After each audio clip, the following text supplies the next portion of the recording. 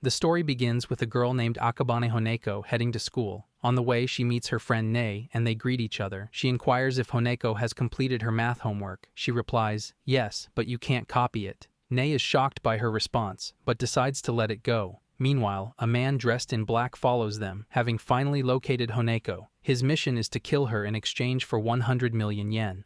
As he takes out his knife, preparing to stab her, the protagonist intervenes, tripping him up, causing him to fall. The sudden thud makes the girls flinch. Meanwhile, our MC asks the old guy what he is doing, claiming he bumped into his leg and dirtied his pants. The man is puzzled, asserting that it was the protagonist who tripped him up. The protagonist is Arakuni Ibuki, whom Nei recognizes. Ibuki tells the man that he will pay for this and suggests they discuss it elsewhere. The guy calls him a thug. Just then, Honeko steps in to stop the argument. She asks Ibuki why he is always making a scene. He gets annoyed, and they both bicker with each other. Afterward, she asks the man if he is okay and extends her hand to help him up. The man prepares to attack again, but Ibuki stops him, reminding him that their conversation is not over. The dude realizes who Ibuki is and flees. He chases after the man, ignoring Honeko's warning. The man slips into an alley, muttering that he's heard of the girl's bodyguard, but didn't expect just some rebellious kid. He refuses to share anything. "Do you even know who Honeko is?" he questions. Catching his breath, Ibuki responds that it doesn't matter and inquires how he appeared from Akabane Honeko's perspective. The man is confused, and Ibuki asks if he looked bad or cool. The man then questions if he likes her. His cheeks redden as he denies it, claiming his intimidating look keeps most at bay. But Honeko, driven by her fierce sense of justice, always steps up. She alone calls him out when he causes trouble, never backing down. The old man concludes that Ibuki likes her, but Ibuki disagrees. When Honeko finds them, a surprised Ibuki glances at her and notices the old man has escaped. He blames Honeko, but she retorts, asking what he would have done if the man hadn't fled. As his childhood friend, she cannot ignore this. She pinches his ear and urges him to hurry, or they'll be late. He mutters a curse, reflecting on how she seems to forget he saved her life. Unbeknownst to Honeko, assassins are targeting her, and Ibuki is her protector. Entering the classroom, he stays on guard, unsure where the enemy might be. Honeko smacks him, telling him to stop staring at everyone. She greets the other students warmly, while Ibuki wonders why she's never been afraid of him. The students gossip about him as he takes his seat. It's always been this way, judged by his looks and rumors. Some believe he's dangerous, quick to anger, and prone to fights. Sitting down, he reflects on how he became her bodyguard.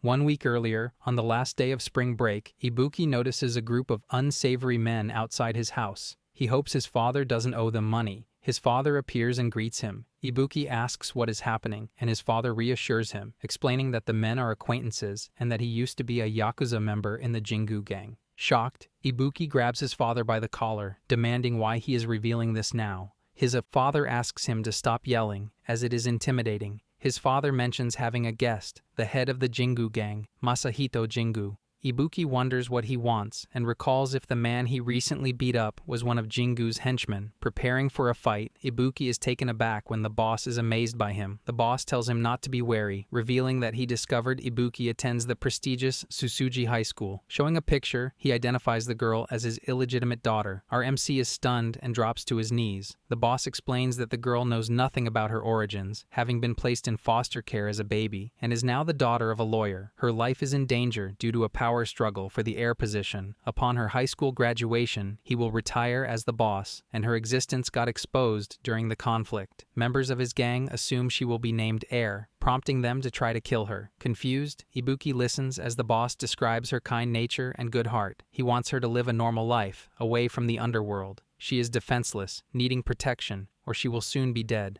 The boss gets on his knees, begging him to protect her, as he cannot trust any gang member with this task. The men are shocked, urging the boss not to bow before the punk. Ibuki, at a loss for words, mumbles that Honeko hates him.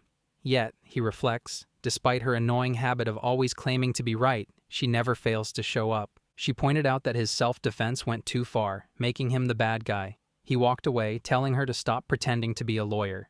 She earnestly replied that she would become one, like her parents, and have her own office. She even asked if he would join her, but he declined, saying he didn't want to work with her. Undeterred, she offered him a spot, but he refused again, promising instead to build her office if she became a lawyer. He recalls the promise. Meanwhile, his father tries to discourage the boss, mentioning Ibuki's lack of training, but he accepts the offer.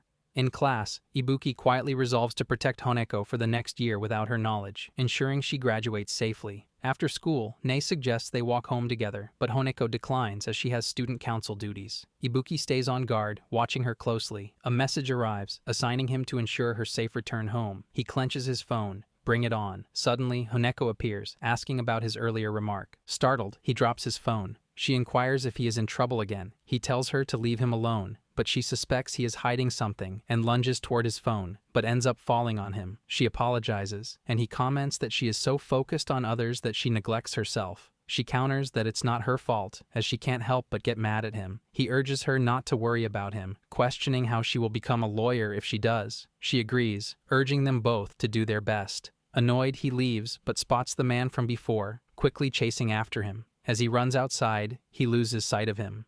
The man sneaks from behind, points a knife at Ibuki, ordering him to follow silently or die. The scene shifts to Ibuki being tied to a chair. The man from earlier criticizes the Jingu gang's stupidity, questioning the wisdom of appointing a kid as her bodyguard. Ibuki assumed the man was the sole hitman, but he reveals they are a team of professionals, willing to kill anyone for money. When asked who he works for, the man says he doesn't know, only following orders from above. He explains that after killing Ibuki, they will easily eliminate Honeko, sending a picture of his corpse to his boss. He attacks, but Ibuki dodges, causing the ropes to be cut instead. Declaring them useless, Ibuki kicks him in the face, stating there's nothing more to gain from them. He orders the other hitmen to attack. He fights them off, one by one. They are shocked by his strength, and he warns them not to mess with him. Ibuki promised to protect her, and he won't let anyone ruin that. A man pulls out a gun, warning Ibuki not to get cocky. Just then, his phone rings. He answers, saying they're almost done, and orders his team to kill Honeko the moment she appears.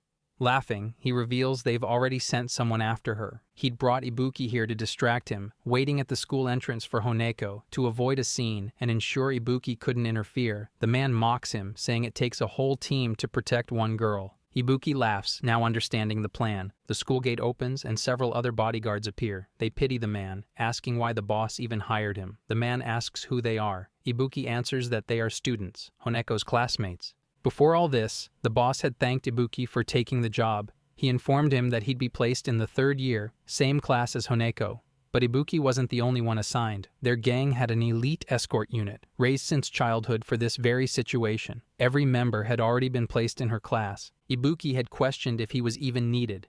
In response, the boss gave him a specific role. Now, his mission is to work with the class to protect Honeko. In the present, as Honeko leaves school, the hitman moves in to strike, but another bodyguard, Nei, takes him down. Honeko notices her and asks if she had been waiting. Nei shrugs it off, saying she had nothing better to do, and adds that walking home alone can be dangerous, joking that someone like Ibuki might attack. Honeko immediately dismisses the idea, insisting that he would never hurt her. As his childhood friend, she believes it's her responsibility to look after him. Meanwhile, the rest of the bodyguards fight off the gang. Ibuki reflects, Honeko must never find out she's being targeted by assassins, or that her entire class is made up of bodyguards. They both need to do their best. He promises he'll never let her die. He'll always protect her. His childhood friend Honeko is the illegitimate child of Masahito Jingu, the head of the Jingu gang. She remains unaware of this fact and must never discover it, as Jingu's wish is for Akabane to live a normal life. However, she is eyed as the potential heir of the gang and is being targeted by hitmen. Ibuki's duty is to protect her as her bodyguard. It has been 2 weeks since the Jingu gang boss hired him. He is uncertain about when or where the hitmen will strike, and he must treat everyone who comes close to her as a potential threat. A man finishes his cigarette and tosses it away. Ibuki becomes enraged and confronts the man, asking if he was trying to kill Honeko. She questions Ibuki about his actions and instructs him to release the man. At school, while eating lunch, Honeko confides in her friends that Ibuki is hiding something. She notes that when they go to school, he glares at them from afar, making it seem like he is spying on her. Nei comments that it's scary and suggests he might be a stalker. Ibuki overhears them and demands to know who they are calling a stalker, scaring them. He tells them not to talk behind his back. Honeko admonishes him for intimidating people, and confused, he asks if it's not worse to let them gossip. The other classmates notice that they are arguing again. During the argument, she accidentally spills milk on his face. She explains that it was unintentional, and he curses her. She apologizes, stating she just wanted to know more about him. Flustered, he insists he is not hiding anything from her. She offers to get a towel from the infirmary and leaves. The other bodyguards ask whom he was calling chickens and question his actions, reminding him they were instructed to be undercover. They emphasize the importance of keeping Honeko unaware of their presence.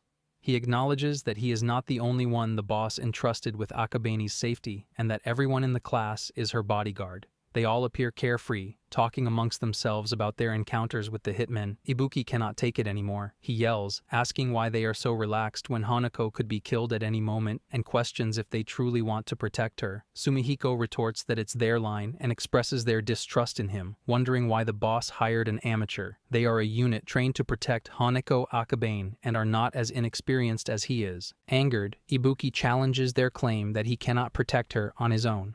Sumihiko asks if he wants to find out, and the atmosphere becomes tense as everyone anticipates a fight. Sumihiko declares that if Ibuki is unhappy, he will demonstrate the difference in their capabilities and performance. Before the argument escalates, Honeko returns and sees Ibuki grabbing Sumihiko by the collar. She demands to know what's going on. Sumihiko plays the victim, making it seem like Ibuki was about to hit him. Ibuki tries to explain, but Honeko, upset, tells him to cool off. In Class 3 Year 4, the unit consists of 22 people, excluding Ibuki. While living as ordinary students, they face the looming threat surrounding Honeko daily. When school ends, they begin their after-school meeting. The surveillance team reports that a car followed Honeko this morning and is still parked in front of the building. It has fake license plates and tinted windows, clear signs they're dealing with hitmen. Ibuki spots the car, and Nei asks if he hadn't noticed it earlier. Another bodyguard reveals he hacked nearby security cameras and located the enemy hideout. Impressed by their efficiency, Ibuki listens as Sumihiko says that to protect Honeko, one must stay 100 steps ahead of the average person. Sumihiko adds it's best to neutralize threats before they strike. He tosses some cards to team members and instructs them to go. Ibuki asks if he isn't going with them, but Sumihiko replies that he'll stay behind and just observe. As the mission begins, Ibuki wonders if it's really wise to entrust something this dangerous to these individuals.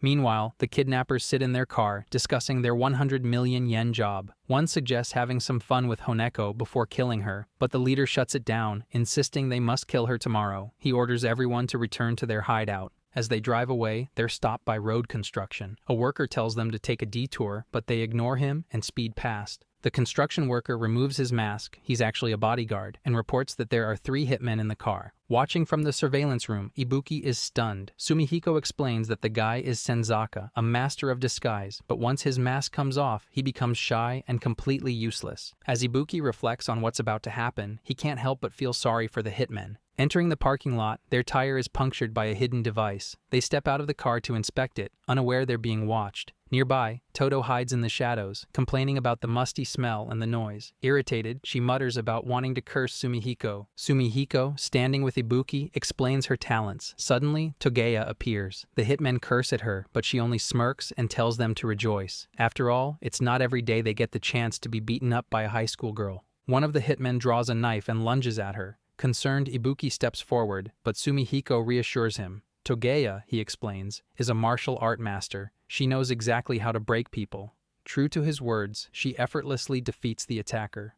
Sumihiko boasts that even 100 men couldn't take her down. Glancing at her now soiled clothes, Togeya sighs, lamenting that she'll need another trip to the laundry. The remaining 2 hitmen, terrified, turn and flee toward the elevator. She calmly instructs Amanuki to prepare. Aiming with his rifle, Amanuki watches as the hitmen scramble. They wonder in panic if she might also be a hitman. They decide to escape. Just then, Amanuki fires. His bullet hits the door, exactly as intended. The hitmen breathe heavily as they enter their hideout apartment. To their shock, 2 more bodyguards are waiting. One complains that opening auto-lock apartments is boring. The gangsters consider going outside, but realize the door won't budge. One of them instructs Yamihime to finish the job. Without hesitation, she swiftly eliminates a hitman with her sword. The other makes a desperate run for the balcony. Kishin, watching him, casually reminds him they're on the 10th floor. Reaching the edge, the hitman freezes, realizing these are Honeko's bodyguards from school. At that moment, Kogeya suddenly appears and knocks him down with a swift kick. Stunned, he wonders how she managed to get there at all. She answers simply that she climbed, showing no reaction to what she's just done.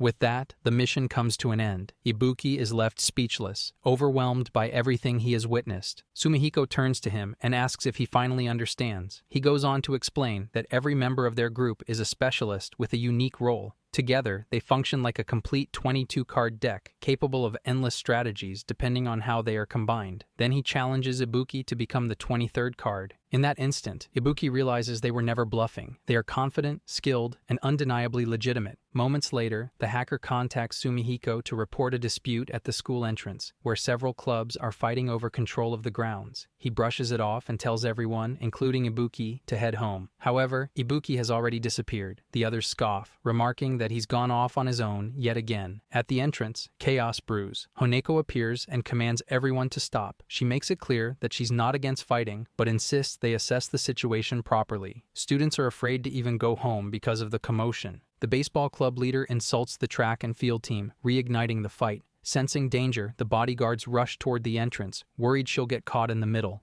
Suddenly, the baseball captain swings a bat, aiming at someone. Honeko steps forward, eyes closed, bracing herself for the hit. But when she opens her eyes, she sees Ibuki standing in front of her. He glares at the leader. "You guys have been annoying me for a while now. Leave." The troublemakers flee in fear. The rest of the students are amazed. How did he know exactly where she would be? Honeko thanks him for protecting her. Ibuki, flustered, tries to explain, but his words fumble. Later, at home, Ibuki shouts in frustration. Why are all the bodyguards gathered at his place? They apologize for the inconvenience but scold him for going off on his own again. Someone asks how he knew Honeko would be there. He replies, "She's just that kind of person." The others don't understand. They start making ridiculous assumptions. Ibuki tries to explain, but they ignore him. Just then, he gets a call and steps away to answer it. Back in the room, the bodyguards quietly discuss whether Ibuki is really cut out for this duty. They conclude he's not ready and wonder why the boss even recruited him. On the phone, the boss greets Ibuki, hoping he's doing well and asking about his work with the class. He complains about how everyone's treating him. The boss simply expresses satisfaction, then gets to the real point. He asks about Ibuki's progress and reveals the true reason he was appointed as a bodyguard. Ibuki's expression turns serious. Is it true? There's a traitor who sold out Akabane Honeko? The boss confirms it. He explains that the existence of Honeko was only known to Class 3-4, and the information leak started from there. Among the 22 bodyguards, one is a traitor, someone who passed intel to the gang. And now, it's Ibuki's mission to uncover who it is. There is a traitor in 3rd year, Class 4, and it is Ibuki's job to find them. The boss says that he has to protect Honeko in this already dangerous situation and hopes that no more trouble pops up. Suddenly, a person appears and says that he couldn't believe the boss didn't tell him about his illegitimate child. The boss is stunned and wonders why this person is back in Japan. The person wants to visit her as the heir of the Jingu gang. April has ended, and it has been 1 month since Ibuki became her bodyguard. He has been gaining experience through missions and has built a solid foundation. Now, no matter who he is up against, he will not back down. His job as her escort begins again. She greets him and says he is early. He gets embarrassed, and she mentions that it's been since elementary school since they hung out together. He wonders how he is supposed to remember that and why he is getting nervous. He needs to stay calm because it's the duty of the bodyguard. While training, Sumihiko tells Ibuki he wants him to go on a date with Honeko. Everyone is shocked, and Sumihiko explains that Honeko plans to study at the library tomorrow and multiple hitmen are after her life. Ibuki will not interfere in their work. They will complete the mission while he keeps her busy.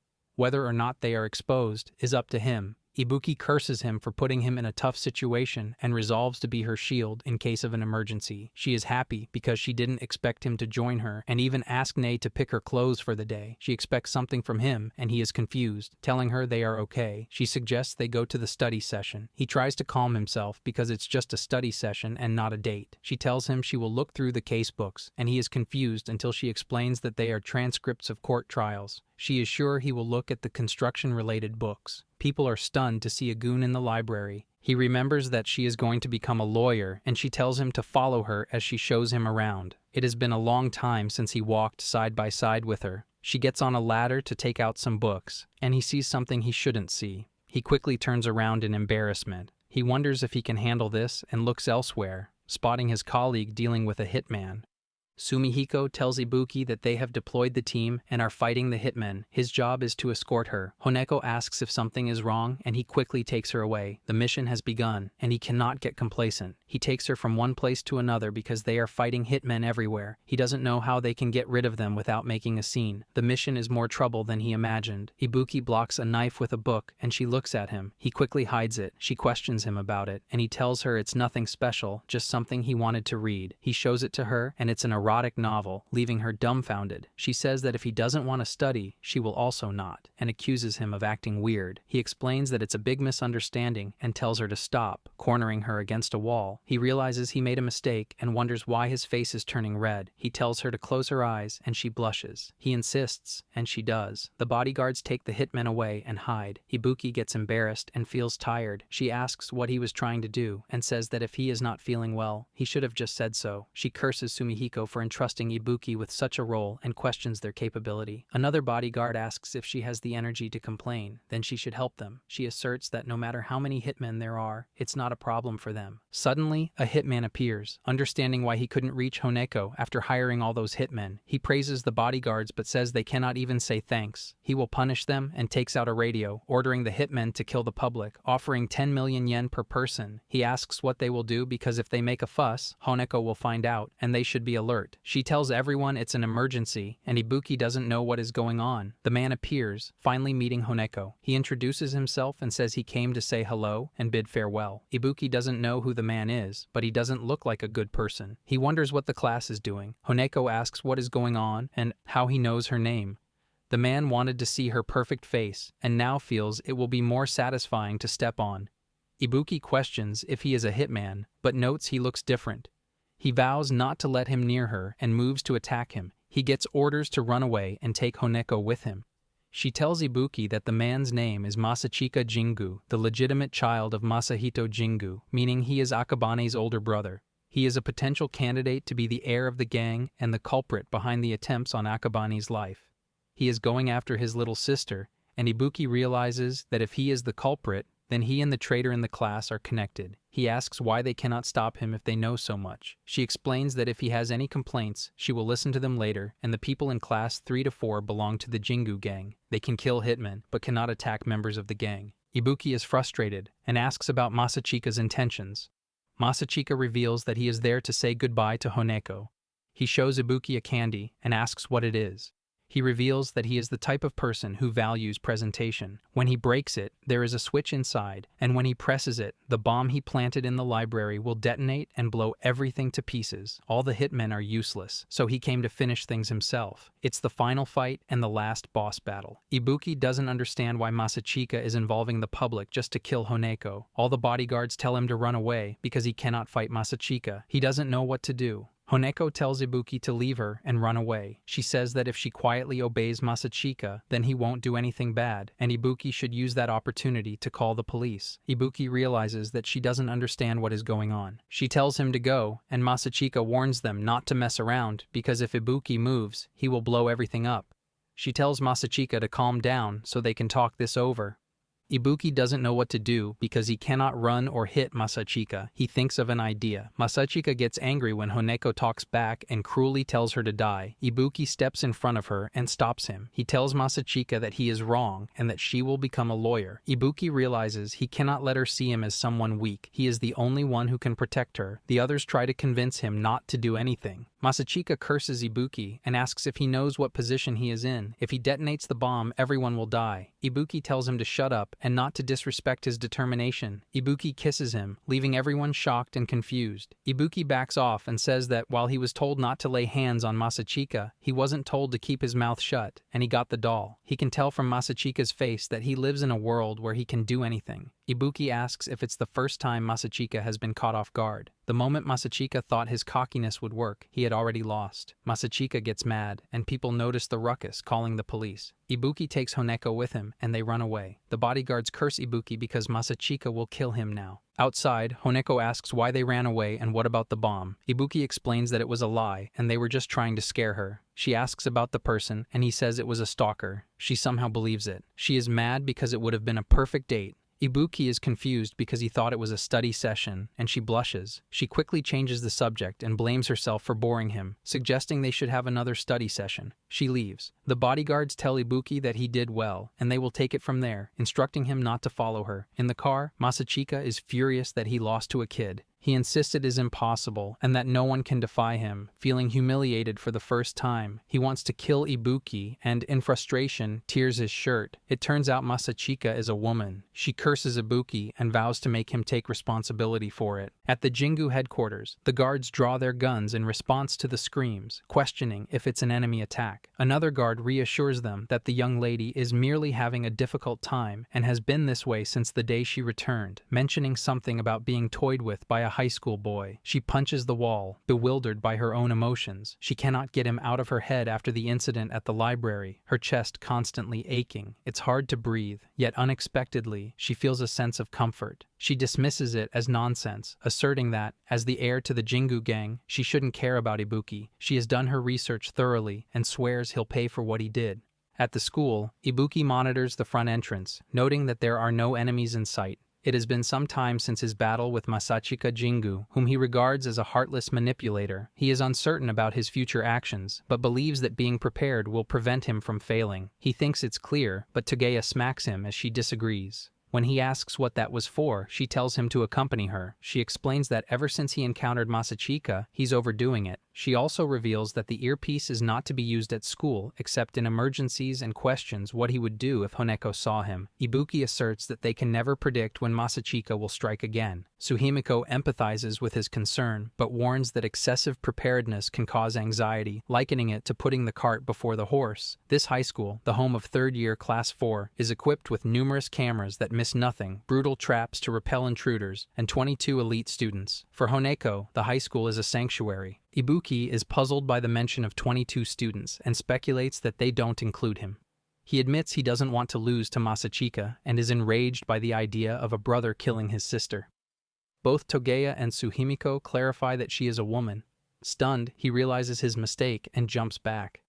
Suhimiko declares that he cannot trust Ibuki to escort anyone at the moment and orders him to rest. Ibuki becomes angry, thinking it's madness to exclude him at such a critical time. Since the class is Jingu Gang's property, they cannot fight Masachika here, so he, as an outsider, is the only one capable of opposing them.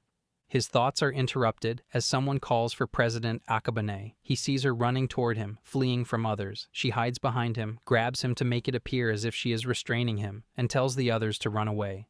They flee in fear. She thanks him for his help, and he asks what is happening. She explains that ever since they returned from Golden Week, students have been constantly seeking her advice. Initially manageable, the number of students increased exponentially. He comments that it must have been overwhelming if even the student council president ran away. She agrees and recounts the kinds of questions people ask her. He remarks that their reliance on her shows their acceptance of her, a stark contrast to his own experience of being shunned. She acknowledges this, saying that he is the only one she can confide in like this. He blushes, realizing that his true motivation is not about being recognized by third-year Class 4 or defeating Masachika. As Suhimiko had said, his priorities as a bodyguard are blending. It's because Honeko accepts him that he is willing to risk his life for her. The teachers find them and instruct Ibuki to leave her. He retorts that she is responsible for the situation, and she assures him she will handle it, urging him to run. He flees, struggling to navigate the situation without causing trouble. He steps on something, noticing it is a piece of lens with many scattered around. Realizing the surveillance cameras are destroyed, he tries to inform the team, but his phone is smacked by something. Stunned, he sees that Masachika shot it. She details his personal information. He is a student in third year, Class 4, born on August 10th, with blood type A, weak in physics and math, and in love with Honeko. He is bewildered by how they hacked and disabled all the traps and cameras, suspecting a traitor. He curses Suhimiko, realizing the sanctuary is a facade. Ibuki remembers Masachika's claim that he loves Honeko and questions her. She insists he can't fool her, citing a trusted source, then admits he likes Honeko before questioning why she said it that way. Embarrassed, he denies any affection for Honeko. She recognizes her feelings and decides she must kill Honeko Akabane. Ibuki grabs a fire extinguisher, declaring he won't allow it. He sprays them and escapes, reporting to the team that Masachika and her gang have breached the first-floor training building. Unable to stop them alone, he warns they will soon reach the class wing. He implores the team to protect her, vowing not to forgive them if they fail. The team is shocked, and Suhimiko insists they cannot assist him. When Ibuki demands an explanation, Suhimiko explains that any suspicious behavior would expose them, and they cannot move now that class has started. He promises they will come to his aid when the next class bell rings, asking Ibuki to hold out for 50 minutes. Suhimiko tells him he is their only hope, and she urges him not to run away, reminding him he initiated the conflict with Masachika. He must face this challenge alone. She declares her intent to kill Honeko Akabane and make Ibuki her husband. Stunned, he realizes the depth of her feelings and screams at the prospect of enduring 50 minutes, now caught up in a love triangle.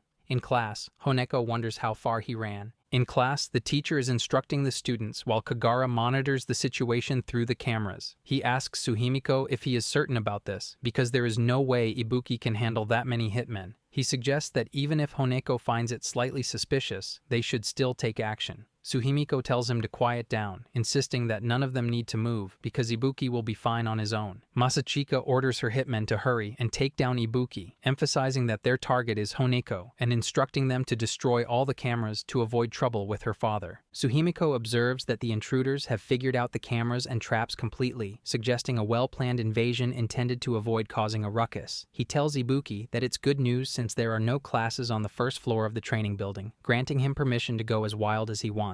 Ibuki retorts that it's not good news, as he has 50 minutes until the next chime and needs to keep blocking the attackers. He tells Suhimiko to shut up and let him concentrate. Suhimiko advises him to stay calm, assuring him that he will be fine and that he, as the commander, will lead him to victory. Ibuki runs away, and the hitmen remark that he has been a stubborn brat for a while now, but will soon reach his limits. They all attack him simultaneously, and Suhimiko instructs him to kick the door 8 meters ahead. Ibuki kicks it, releasing tables and furniture that entrap the hitmen. Suhimiko reveals that there are many empty classrooms in the training building, equipped with traps that activate with special devices. Since the enemy won't activate them, Ibuki must do it himself. He activates some traps while running, ensnaring the hitmen. Masachika is irritated by his tricks, and Kagara tells Suhimiko that stalling won't help him. Suhimiko agrees but explains that the time they are buying helps narrow the gap, and by utilizing the traps, the hitmen cannot maintain formation. This creates a series of 1-versus-1 confrontations, which is Ibuki's domain. Ibuki punches a hitman, taking him down, and is amazed by Suhimiko's instructions that have turned the battle in his favor. Masachika is annoyed, unable to believe that Ibuki, a mere kid, is causing so much trouble. The hitmen are bewildered by his transformation. Ibuki is pleased, thinking he can now easily endure the 50 minutes, but he lets his guard down and gets attacked by reinforcements. They all watch him through the cameras, noting he still has 40 minutes to go as the situation worsens. Kagara, unable to stand it, declares that he is going, but Suhimiko tells him that not believing in Arakuni is equivalent to not believing in him, the decision-maker. Kagara demands evidence to convince him that Ibuki can handle it. Suhimiko asserts that entrusting this task to Ibuki is evidence enough. Honeko inquires if something is wrong, and Suhimiko reassures her that it's nothing, continuing to watch the battle. Ibuki, overwhelmed, feels that he will lose.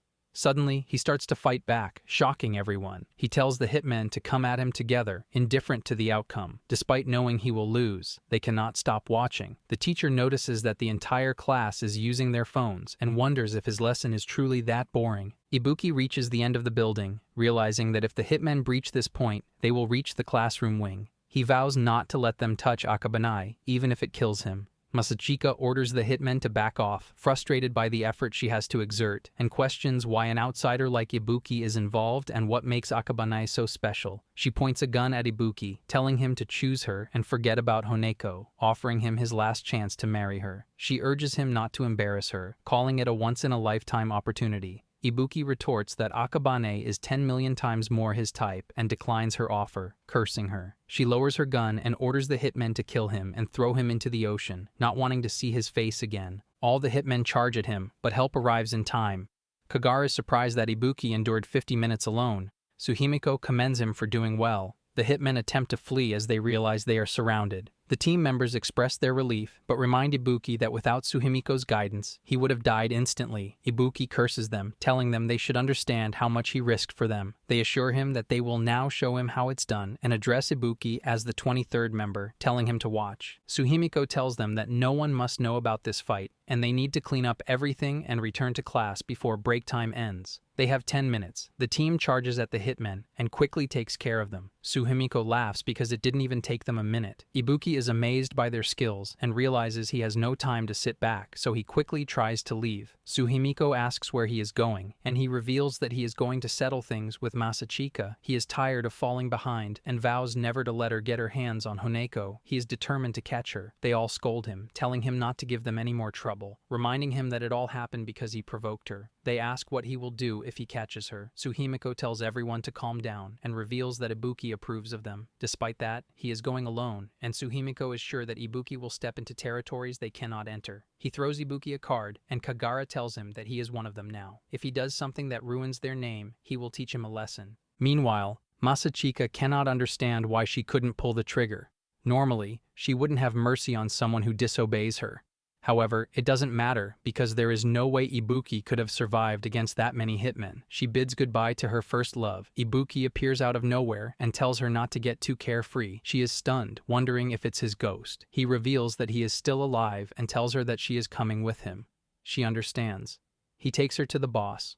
Her father tells her that he heard from Ibuki that she tried to hurt Honeko. She denies it, claiming she didn't do anything, and that he can check the school cameras where she won't be found. He asks how she knows about the cameras. Annoyed, he says that he told the gang he doesn't intend to make Honeko the heir, instructing everyone to stay away from her, but no one listens to him anymore. Ibuki tells the boss that he is here to follow through with what they discussed earlier and wants Masachika exiled from the gang. The guards ask if he wants to die. Ibuki argues that if her right to inherit the gang is taken away, there will be no reason for her to target Honeko. She won't need to hire any hitmen, and Honeko could graduate safely. The guards try to drag him out, but he resists. Masachika tells her father not to listen to Ibuki, insisting that the gang needs her, and she is the only one capable of taking over the Jingu gang. Ibuki breaks free and declares that he doesn't care if the gang disappears. He will crush it if he has to, so that she can laugh and smile. The boss commends Ibuki's courage, noting that few members possess such brazenness. He takes out his gun, agreeing with Ibuki that he needs to let go of his parental affection. Ibuki tells him to stop, but the boss shoots. Ibuki asks who kills their own daughter, but the boss reveals he shot the gang's emblem. He tells her that she is exiled and should never show her face again. She trembles and pleads, but he declares he has no daughters and leaves. Masachika trembles and screams that there is no way. She is the daughter meant to take over the gang.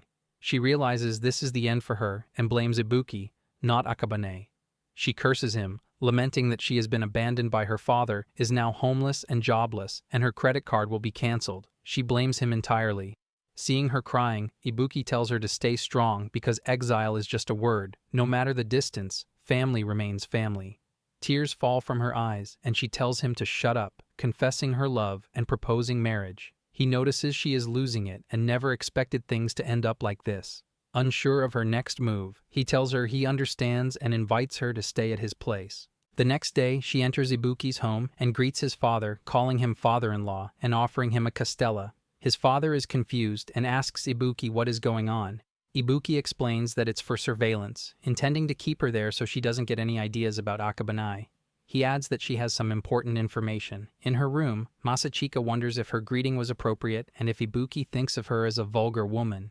She resolves to behave herself, blushing at the thought of living together.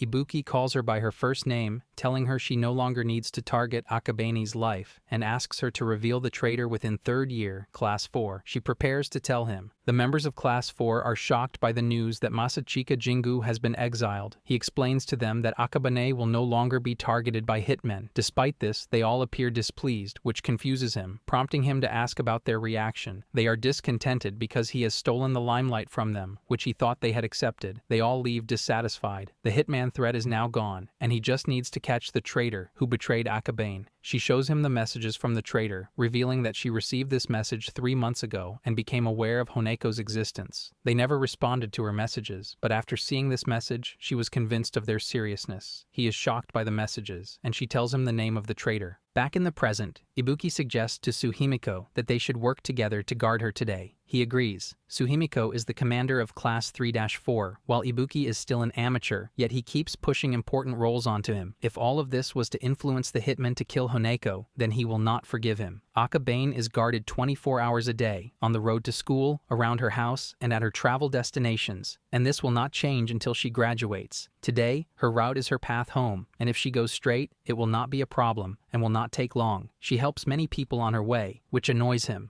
The coast is clear from everyone's side, and with the hitmen gone, the area seems completely safe. He asks Ibuki if he wants to talk to him because he has had that look on his face the whole time. He asks if he has known the guys from Class 3-4 for long, and he replies that he is right, and they have known each other for 10 years. He is stunned and reveals that they are also like childhood friends. He rejects the idea and says that they are more like a family. He tells him that it's a bit embarrassing for him, so he shouldn't tell others. Ibuki grabs him and asks why he has betrayed Class 3-4. He is amazed and smiles, admitting that he has already been found out. Ibuki is angry that he actually admitted it and that everything he said was a lie. He asks what Honeko means to him, and he straightens himself and reveals that, no matter when, where, or who tries to kill her, he doesn't care from the bottom of his heart. He asks Ibuki what he will do to him and if he wants to hang him in front of everyone. He explains that he will beat him first and then make him surrender in front of the boss, and that's what he will do. He laughs, informing him that he is too nice. He punches him and apologizes because he doesn't have time to talk to him as their ride has arrived. In some building, Ibuki is tied up, and another guy asks Suhimiko what is up with him. Suhimiko reveals that he just roughed him up a little. The guy says that this means he has been exposed as a spy. Suhimiko reveals that he won't help them get rid of him unless they pay him for it. Ibuki wakes up, remembering that just a few minutes ago, he was talking to Suhimiko. Suhimiko greets him and welcomes him to hell, but he is joking. Ibuki wonders if this is their hideout. The boss asks where Akabane is right now, and Suhimiko says that she went to play with her friends. The guy laughs, saying that she is so carefree that she doesn't even realize that her life is in danger. Suhimiko asks about the people behind them, and the guy says that they are soldiers he has gathered from all over the country, a group of elite men. He says that Masachika just threw money around, so she ended up losing, and when it comes to hitmen, quality is better than quantity. Ibuki notices that the atmosphere is different from the third-rate ones he has seen. He is angry because Masachika wasn't good enough, so he is trying to get someone else to target Akabane. The other guy asks his brother about Ibuki, and he says that he thought Ibuki was the informant he hired to infiltrate the school. He says that he is wrong and the informant he sent was 50 years old. Suhimiko shows them a picture and asks if they are talking about this guy. He had heard that a new teacher was hired recently, so he decided to say hello. The teacher told him that he was going to meet them at the place they just left. Suhimiko says that in the gang they are from the Ogami faction, and they all take out their weapons. Suddenly, Ibuki breaks free and kicks one of them in the face. They are stunned that he broke the ropes without any help. Suhimiko expected it and thought that it was time he got moving. The guy is stunned that they are Honeko's bodyguards. Ibuki is confused and asks if they are not partners. Suhimiko says that it's not true at all. Ibuki asks if he is not the traitor who spread the info about Akabane and the gang to get Masachika to make a move. Suhimiko replies that he doesn't know what he is talking about, and what he really meant is that even though he is the commander, he doesn't feel that it's worth risking his life to protect her. Everyone is doing their best except him, and it's the same as betrayal. Ibuki is stunned because his meaning was twisted, and he yells that Suhimiko should have said it from the start. Suhimiko explains that he did. Then Ibuki asks him about the email that he sent to Masachika, and Suhimiko says that he has been deceived, and he is depressed because it was an imposter, and he has been fooled. He kicks Ibuki and throws him into cover. Suhimiko takes care of some of them and goes and sits with their boss. Ibuki asks Suhimiko if he is on his side, and he replies that he is. Ibuki says that they should hurry up and crush these guys, and then they can talk. Suhimiko agrees. 2 years ago, 2 gangsters cornered a kid, aggressively demanding his wallet and threatening him with violence. As a student at Tsusuji School, he should be carrying plenty of pocket money. Sumihiko, realizing he's in a dangerous situation, knows he can't make a scene without attracting unwanted attention, which could make things worse. Just then, Ibuki bursts onto the scene with a fierce expression, smashing the gangsters' heads together and throwing them to the ground with remarkable force. He approaches Sumihiko, introducing himself as a fellow student in the same year. Noting that Sumihiko is already in trouble so early in the school year, Ibuki offers his hand to help. Sumihiko, overwhelmed and crying, pulls back, saying he has no money to give. Ibuki's frustration boils over. He curses Sumihiko as a fool, scolding him for his weak demeanor that attracts troublemakers like these gangsters. Ibuki insists that he needs to stand up for himself and hold his head high. To help him, Ibuki thrusts a pair of earrings into Sumihiko's hands, claiming that these will make him look more respectable and ward off future trouble. Sumihiko, skeptical, worries that the earrings will only make him stand out more, but reluctantly accepts them. Ibuki reassures him that with these earrings, he won't be targeted again. Suddenly, Akabane arrives, running toward them and scolding Ibuki for getting into yet another fight, despite his promise to stop fighting once high school began. Ibuki denies making any such promise. Akabane insists he said it while sleeping in elementary school. Bewildered and frustrated, Ibuki asks how she remembers such a specific detail from so long ago, clearly bored by the situation. The scene then shifts to the present, where Ibuki is engaged in a fierce battle with a group of masked men. He exerts all his strength but eventually collapses, gazing up at them, feeling their superior power. One of the masked men smirks, commenting that Ibuki has a lot of spunk, which is why they decided to test him. However, he's just an inexperienced kid. Ibuki, infuriated, demands to know what they're doing. One of the men suggests they should eliminate him now, but another interrupts, noting their boss sitting there. Ibuki notes Sumihiko has strategically positioned himself as a distraction, but he remains puzzled by the ongoing attempts on Akabane's life. A gangster shouts at Sumihiko, demanding he release his brother and questioning whether he realizes the consequences.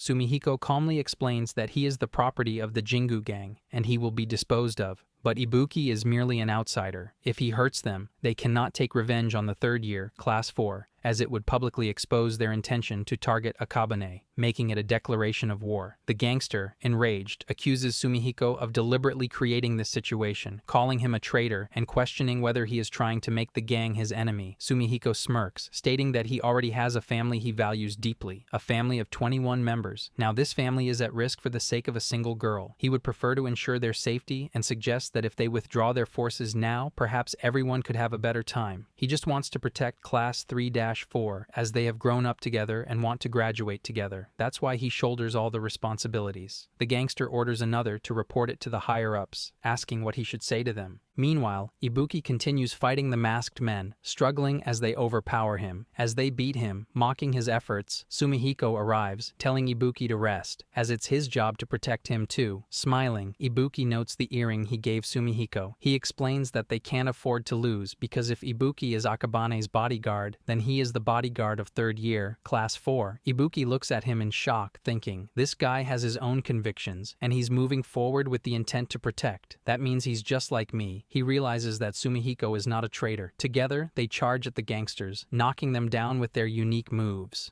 Ibuki is astonished, thinking, what's wrong with him? Why is he a leader? He concludes it's because Sumihiko is the strongest. As they enter a hall, Ibuki shouts at Sumihiko, demanding to know why the boss entrusted him with such a significant role. Laughing, Sumihiko brushes it off, but Ibuki insists it's not a laughing matter. Sumihiko crushes something in his wrist, revealing that he's actually angry. He smirks and asks Ibuki if he can lend a hand in hunting down the traitors, stating that nothing is more reliable than having him as an ally. He extends his hand. Ibuki, eager to find the traitor who sold out Akabane, realizes he's been manipulated into doing all the work. With 21 suspects left on his top-secret mission, he now has the best of Class 3-4 on his side. He takes Sumihiko's hand, telling him not to hold back. As Ibuki steps outside, looking at the moon, he thinks that for a moment, he won. At this rate, he's confident he can keep Akabane safe until they graduate. Suddenly, she appears, and he freaks out, asking her why she's there. She explains that she came to play a game with Nei, but more importantly, asks where he's coming from. She then scolds him, citing the Business Affecting Public Morals Regulations law and accusing him of using a hostess club by falsifying his identity, calling him a pervert. He tries to explain that she's mistaken, but as Akabane chases after him to beat him, Sumihiko laughs at the scene. In the past, as Sumihiko visits the Jingu gang, his master asks him why he's there and how his high school life is going. Sumihiko shows him a picture, stating that whenever he sees this guy, there's never a dull moment. The master looks at the picture and asks who it is. Sumihiko explains that it's someone who can seriously protect Akabane. He states that if the time comes when they need to act, he'd like to add Arakuni to their squad as a bodyguard, calling the man the Jingu boss. Sumihiko then bows down, asking him to do him this favor. In the present, Sumihiko laughs, while Ibuki, internally cursing him, silently pleads for help.